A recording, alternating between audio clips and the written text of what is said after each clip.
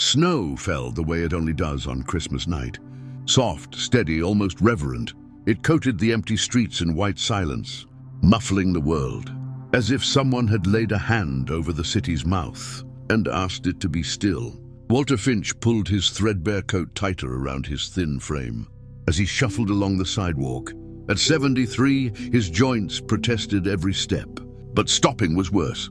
Standing still let the cold creep in, settle into the bones, and whisper that it might be easier not to move at all. Beside him walked Duke, the dog's paws left clean, confident prints in the snow. His thick black and tan coat dusted white along the spine. Duke was a German shepherd, older now, muzzle grey, one ear forever bent from an injury long ago. But his eyes were sharp, alert, alive with a quiet intelligence. He walked close to Walter's leg, matching his pace, stopping when Walter stopped, glancing up every few steps, as if counting breaths. "Almost there, boy," Walter murmured, his voice roughened by cold and years of being unheard. "Just need somewhere out of the wind."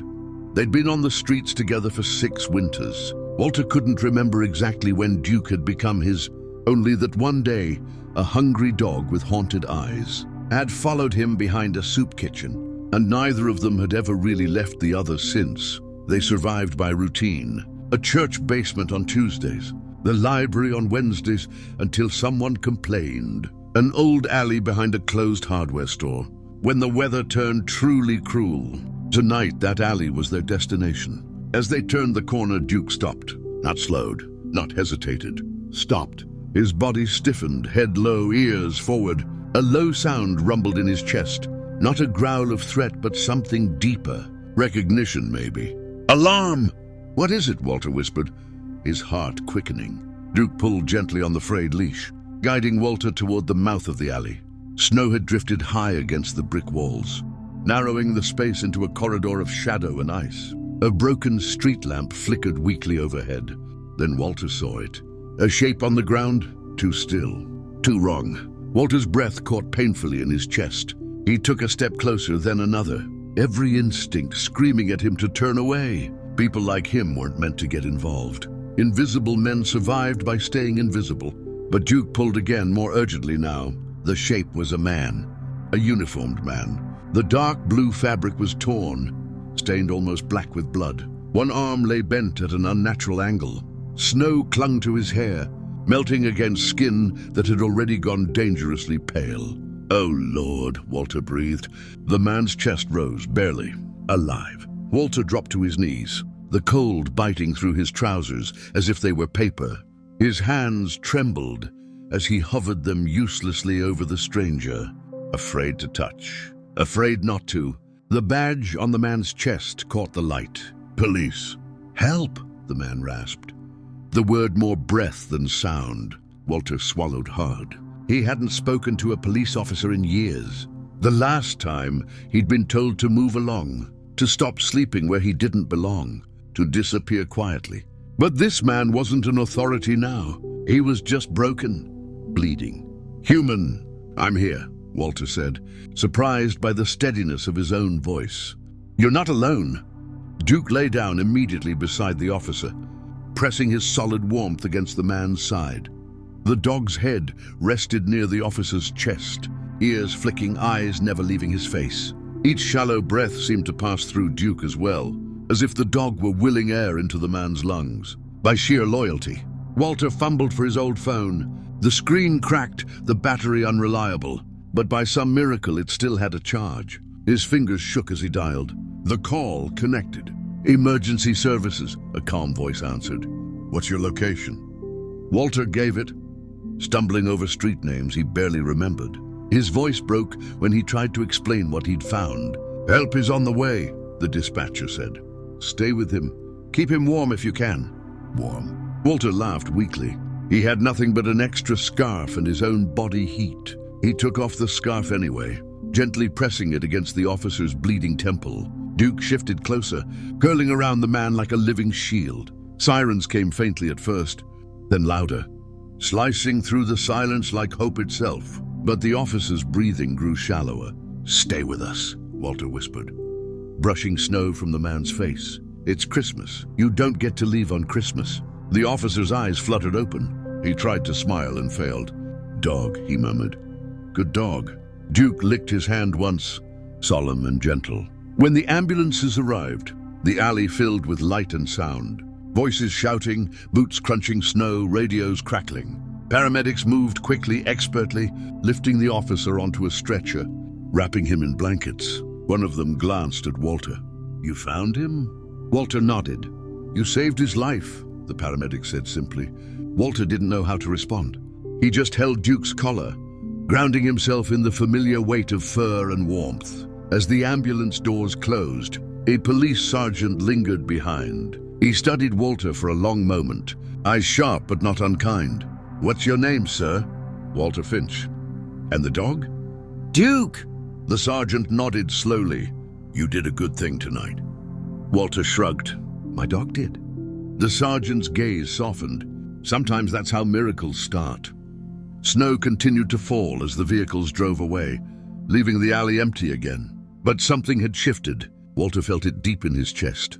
A warmth that had nothing to do with the cold. A quiet sense that this night, this choice to stop instead of walk away, had set something in motion that could not be undone. He looked down at Duke, who gazed back at him calmly, as if to say the same. "Come on, boy," Walter said softly. "Let's see what tomorrow brings." The snow kept falling, and somewhere in a hospital bed, a beaten officer clung to life, because a homeless old man and his loyal dog had refused to look away. Snow was still falling when dawn crept in.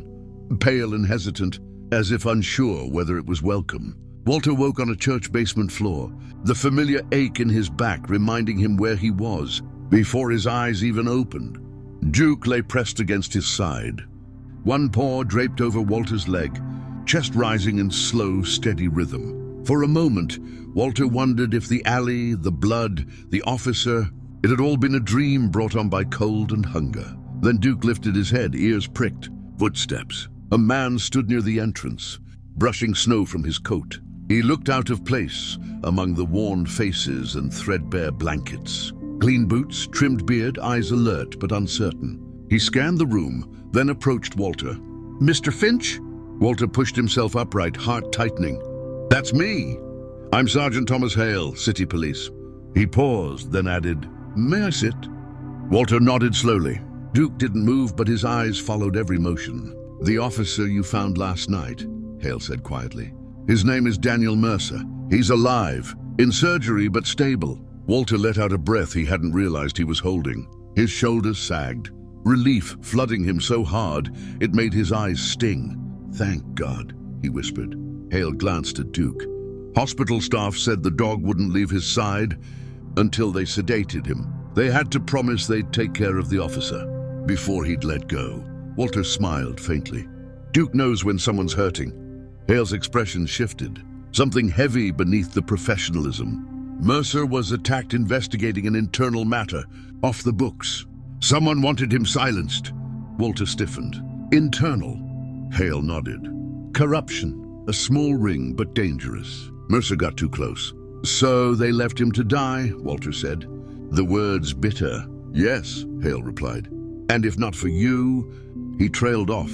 Silence settled between them, broken only by the soft shuffle of others waking around them. "There's more," Hale said carefully. "Mercer kept something safe. A flash drive. We think he hid it before he was attacked. He doesn't remember where." Walter frowned. "Why tell me this?" Hale met his eyes. "Because Mercer remembers the dog. He remembers you." He said, "Ask the man with the shepherd." He was there. Walter felt the weight of that trust settle on him, unexpected and uncomfortable. "I don't know anything about flash drives." "Maybe not," Hale said. "But sometimes memory comes back in fragments. Places, sounds, smells." Walter thought of the alley, the broken lamp, the snow, the way Duke had stopped so suddenly. Duke stood, tail wagging once, as if nudged by an unseen thought. That afternoon, Walter found himself standing outside the hospital for the first time in years. Duke walked proudly beside him, leash newly replaced by one Hale had brought. Inside, the air smelled of antiseptic and warmth. They led him to Mercer's room. The officer looked smaller in the bed, bandaged, pale but alive. His eyes lit up when he saw Duke. "You came," Mercer rasped. "Couldn't stay away," Walter said softly. Duke rested his head on the bed, tail thumping once against the floor. Mercer's gaze drifted unfocused. "Alley," he murmured, light flickering. "I dropped something. Couldn't let them find it." Walter leaned closer. "Where, son?" Mercer's brow furrowed. "Dog," he scratched. "Snow-covered drain." Walter's heart skipped. That night, under police supervision, they returned to the alley. Snow had been cleared in places, but Duke pulled with the same certainty as before. He stopped near a storm drain half buried in slush and ice, pouring at the edge. They found it there, wrapped in plastic, hidden deep. The flash drive changed everything. Within days, arrests followed. Quiet ones. Men who had worn badges for decades were escorted out of stations with heads bowed. The city murmured, shocked and shaken. Mercer recovered slowly, each day stronger. Walter's life changed more quietly. A small room was offered, temporary at first, then permanent. Warm meals, a doctor who listened, a vet who checked Duke's aching joints with gentle hands. On Christmas morning, Walter stood by a window, watching snow fall softly over a city that suddenly felt less cold. Duke sat beside him, tail wagging. Mercer visited later, walking with a cane. He shook Walter's hand with both of his. "You didn't just save my life," Mercer said. "You saved my faith in it." Walter looked down at Duke, then back at the young officer. "Sometimes," he said, voice steady with truth earned the hard way, "all it takes is not walking away." Outside, church bells rang. Snow fell. And 3 lives, once forgotten, once broken, once lost, stood quietly inside a miracle that had arrived not with thunder, but with loyalty, compassion, and the courage to stay.